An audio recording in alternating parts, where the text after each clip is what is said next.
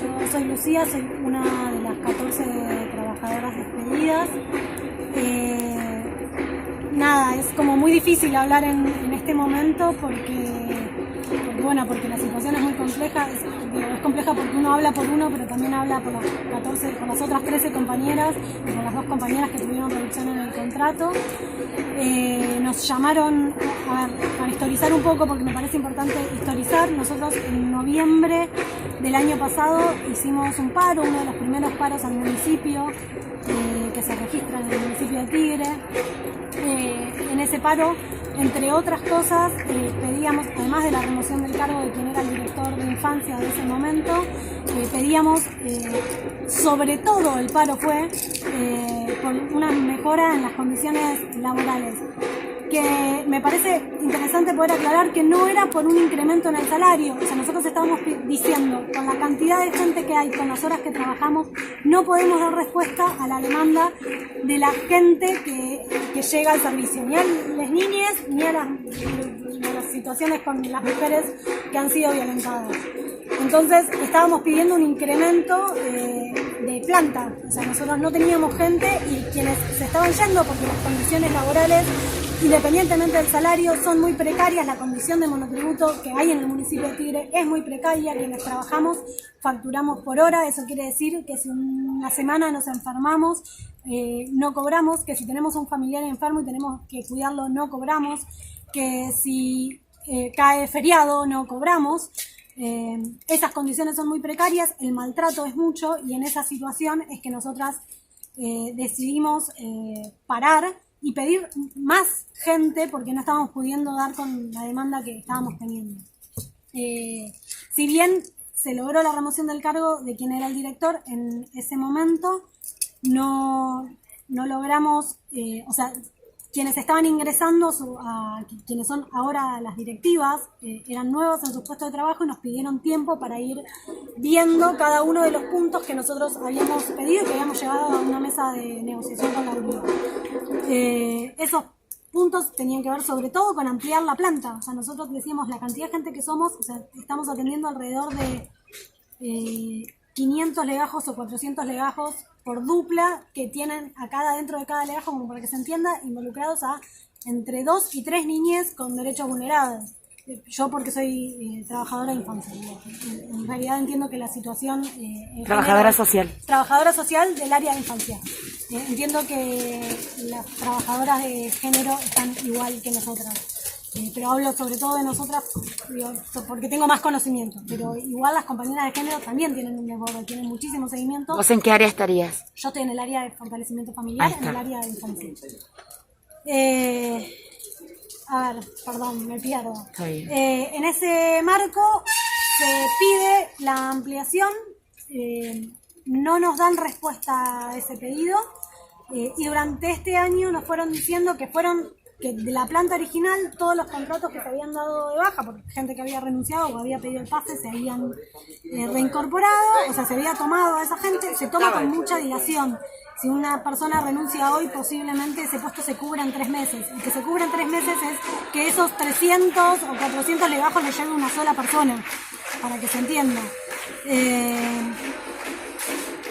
A lo largo de estos meses se toma a esa gente, pero no se amplía, y nos dicen que esa planta no se va a ampliar. Y en enero nos venía la firma del contrato, la renovación del contrato que siempre se hizo de manera anual. Este año se hizo trimestral, hasta abril. La explicación que dieron a eso fue que en diciembre cambiaban las autoridades siempre, casi siempre, y que se quería evitar que se retrasara la firma de los contratos y por ende los salarios, el pago de los salarios. En ese marco nosotros entendimos que por lo menos la explicación era razonable, porque era real. O sea, nuestros salarios siempre se retrasan, pero sobre todo cuando hay firma de contrato se retrasan aún más. Entonces, en ese marco es que nosotros dijimos, bueno, efectivamente puede ser una posibilidad. No nos esperábamos esto, o al menos yo no me esperaba esto. Veníamos hablando desde febrero, marzo, con Graciela Basso, que es la directora de fortalecimiento, diciéndole, che, aceleren la firma de contrato, porque si no nos va a pasar lo que nos pasa todos los años, y este año además nos va a pasar 2 veces, que es que vamos a tardar 1 mes y medio en cobrar el sueldo. Dijo que sí. Llegado marzo no hubo novedades, a mediados de marzo empezamos a preguntar, llegó abril, empezamos a preguntar insistentemente por la firma de esos contratos, no tuvimos respuesta. Llegamos a hablar incluso con Cecilia Ferreira, la secretaria, dijo que no, el jueves antes, es decir, el jueves 30 de abril, Cecilia Ferreira estuvo en la dirección, se reunió de género y de infancia, y en esa reunión, que desconocemos qué sucedió, pero que entendemos que en esas reuniones donde se traspasó el listado de las despedidas, cuando salen de la reunión, las convocamos a que nos digan qué iba a pasar con esos contratos, porque nosotros el lunes teníamos que volver a trabajar. Digo, volver a trabajar es, teníamos gente citada, teníamos gente convocada, hay situaciones de urgencia que hay que atender.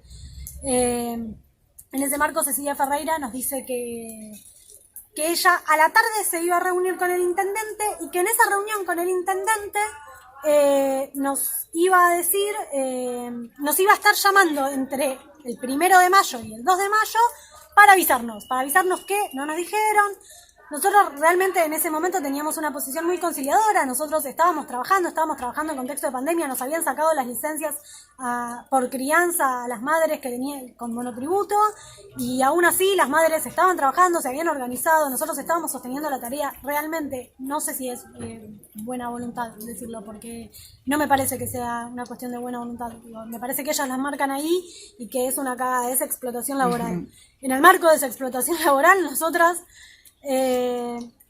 sostuvimos la tarea, y el 2 de mayo, a partir de las 10:30, 11 de la mañana, nos empiezan a llamar a las 14 compañeras para avisarnos que estábamos despedidas. Nosotros estábamos alertadas de esta situación porque en cuanto llaman a la primera compañera, corta esa comunicación, y realmente muy angustiada con un mensaje que nos mandó que era desgarrador, se intenta comunicar con Natalia Reynoso, que no da respuesta a ese llamado, y como ningún directivo la atendía, y el llamado no había sido por parte de ninguna de las direcciones, había sido una administrativa o de alguien que estaba en el CAB, nos empieza a convocar a nosotras. Entonces nosotras, que tenemos grupo de WhatsApp, que compartimos espacios, digamos, virtuales, sabíamos que nos habían empezado a llamar. Al principio pensamos que era yo o ella, a los 10 minutos llaman a otra compañera, y así consecutivamente a las 14 que éramos. Y ahí nos empezamos a organizar. Nos parece que en este marco no vamos a permitir que se achique por el lado de los trabajadores. En el municipio uno de los municipios más ricos de la provincia, el recorte no puede ser por los trabajadores. En un contexto entre los diputados y los senadores se convocan de manera virtual y se aumentan el salario y se ponen un plus por estar trabajando en pandemia, no vamos a permitir que haya un recorte a las 14 trabajadoras, sobre todo también sabiendo que la provincia destinó fondos de emergencia en contexto de crisis para que se paguen los salarios de los municipales. Recién hubo hace una hora un primer acercamiento a una mesa de diálogo. Ahí propusieron el recorte de todas las compañeras monotributistas, que pasen de trabajar de 24 a 18 horas. Eso no solamente implica un recorte en el salario de trabajadoras que ya per se estamos muy precarizadas, sino que además lo que se traduce en esto, que esta gente evidentemente no piensa, es que hay una reducción en la llegada a la población. O sea, si yo te estaba diciendo en noviembre que con 24 horas, siendo las que éramos, no llegábamos a atender la cantidad de derechos vulnerados que había de los chicos, la cantidad de mujeres en situaciones de violencia machista que asistían al servicio, es imposible pensar que con 18 horas vamos a poder atender esa demanda. Entonces, no solamente es un achicamiento y un recorte por el lado de los trabajadores, es un achicamiento de atención a la población más vulnerable. Perfecto. En este contexto de crisis, ¿cómo piensan seguir con las acciones? Mirá, en principio estamos acá esperando, dijeron que nos iban a volver a convocar, nosotros ya teníamos planificado continuar, hoy el servicio está de paro, entiendo que habrá alguien atendiendo la guardia. Nosotros como trabajadores decidimos que no lo íbamos a hacer. Nosotras, bueno, las despedidas, porque técnicamente estamos despedidas, aun cuando no nos llegó en ningún momento por la vía formal el despido. Y las compañeras que se quedaron con trabajo porque no pueden sostener la tarea sin nosotras. Y la idea es poder continuar esta medida de fuerza. Las decisiones que se vayan a tomar se van a tomar en asamblea y no las vamos a tomar individualmente, las vamos a tomar entre todas y se van a decidir en el conjunto como venimos haciendo hasta ahora. O sea, ninguna decisión hasta ahora se ha tomado en lo individual, siempre se tomó de manera colectiva y nuestra idea es poder seguir pensando en conjunto, pero de mínima es la reincorporación de todas en las mismas condiciones en las que veníamos trabajando. Sí, porque además la crisis se va a agudizar en este contexto. Se agudiza en este contexto y además es impensable, o sea, de verdad, en un momento en donde las mujeres se encuentran encerradas con los violentos, las niñas se encuentran en sus casas con muchas situaciones de vulneración.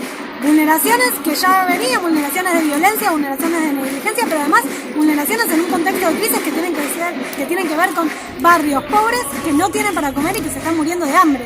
Digo, no se está bajando alimento a los barrios, se están organizando un montón de ollas populares, se están organizando en los comedores barriales a como pueden, pero la verdad es que no está habiendo mucha ayuda en el municipio.